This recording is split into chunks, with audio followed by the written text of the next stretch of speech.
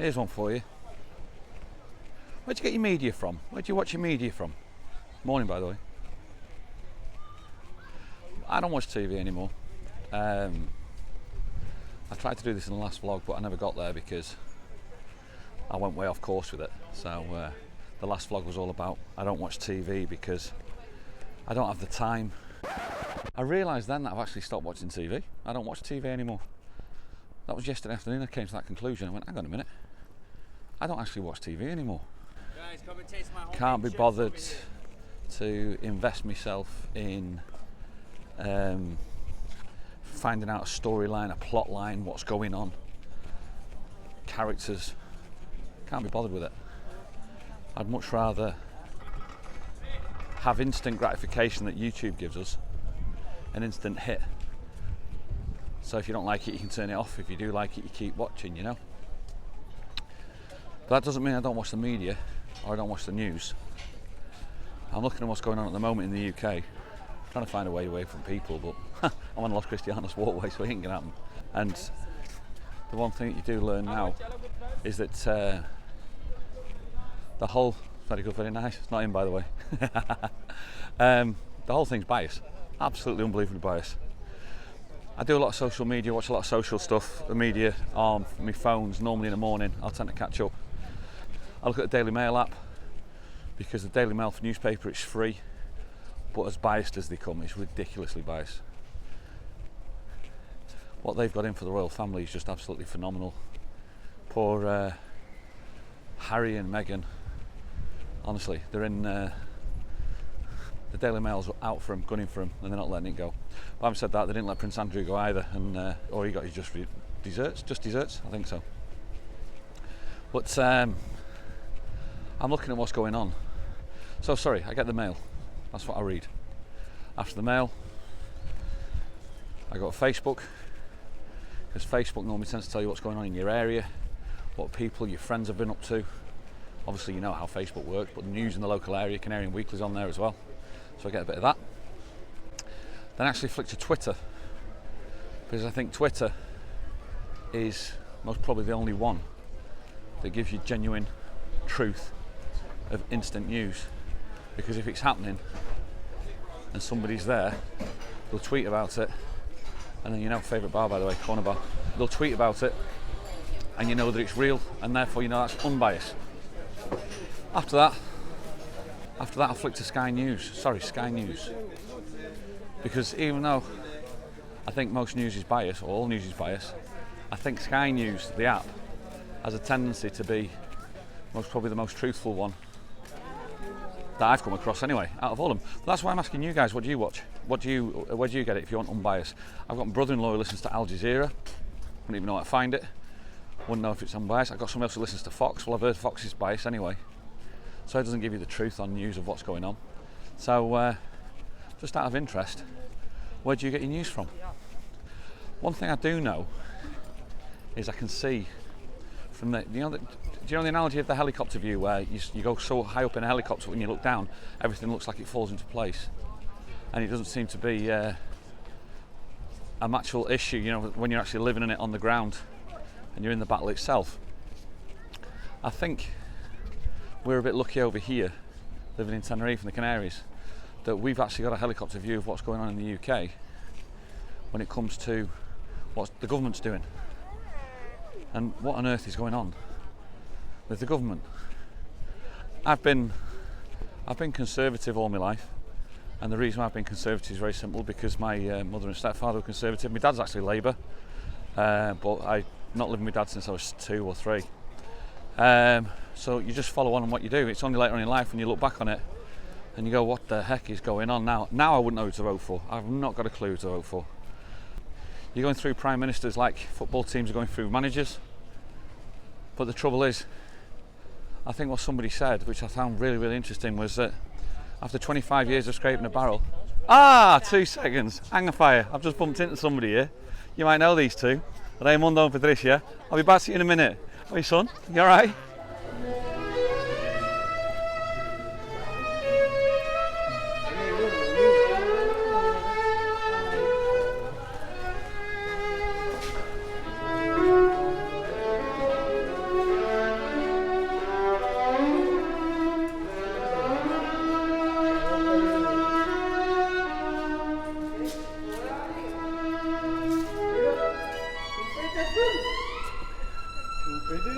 Raimundo and Patricia. Hello If you know. everyone, lovely to see you. Here for a month. Lucky buggers. Lucky buggers. See you later, guys. Enjoy your day and great to see you. See you. Cheers, Ray. Ta-da. It's nice, wasn't it? It's lovely. Just bumped into them. I was talking about the government. I know it's heavy, like back to it. And I've just been talking to Raimundo and Patricia about it. You know, and somebody, there's some great, again, the analogies that come through. Somebody came up with a great one. They said, you know, after 25 years of scraping a barrel of the Conservative Party, eventually you're going to get to the bottom of the barrel. And, you know, I thought we'd got there with Boris, to be honest with you. Turns out we hadn't. There was one more. I think, well, God knows how many more there's going to be. But then the other option is, where do you go from here? Where do you go? Because I remember the Hillary Clinton, Donald Trump elections, and they were talking about that, and it was like, well, which poisoned river do you go and drink from? And I think most probably the UK has now got itself in the same sort of predicament of which poison river do you go and drink from. Do you know what amazes me about it? And it really does amaze me, is the excuses that they come out with and what they talk about, like on the news, that they expect us to believe that as well, as human beings, to believe the rhetoric that they spout, that surely they can't believe themselves. And if they do believe it, then these people shouldn't be in government, that's for sure, because that's not what the common man thinks about. I worry about the energy crisis that you've got going on over there. Just from a selfish point of view, for my kids more than anything else, and for my parents. My dad still lives in the UK with my stepmom, and it's like where the heating bills and stuff like that. Because now it's like a tsunami on its way. Everybody knows about it, but then not much has been done about it, which is crazy. And then you look about these energy bills, and then they're speaking to the MPs again about it, and I think somebody was saying, yeah, well, you know, how on earth are we supposed to heat our stables? And I'm like, what? And then somebody said to somebody, I don't know whether they should have done it or not, but they said, well, how much are the shoes that you're wearing? And this MP said their shoes are £800, but they were shoes for work. I mean, 800 quid for our shoes. These people are not in the real world, really, are they?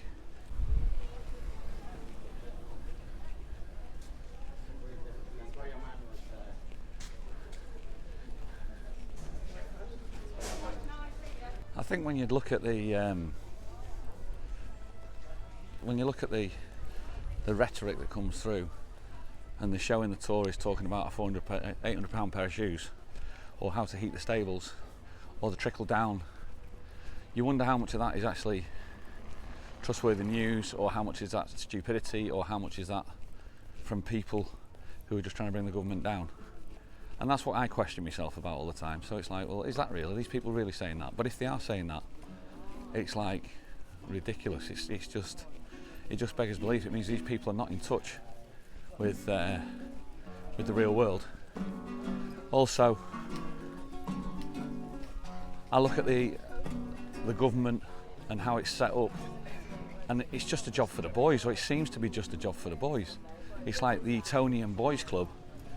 Well, never mind, he made a mess, move out of the way, get somebody else in who's also Etonian.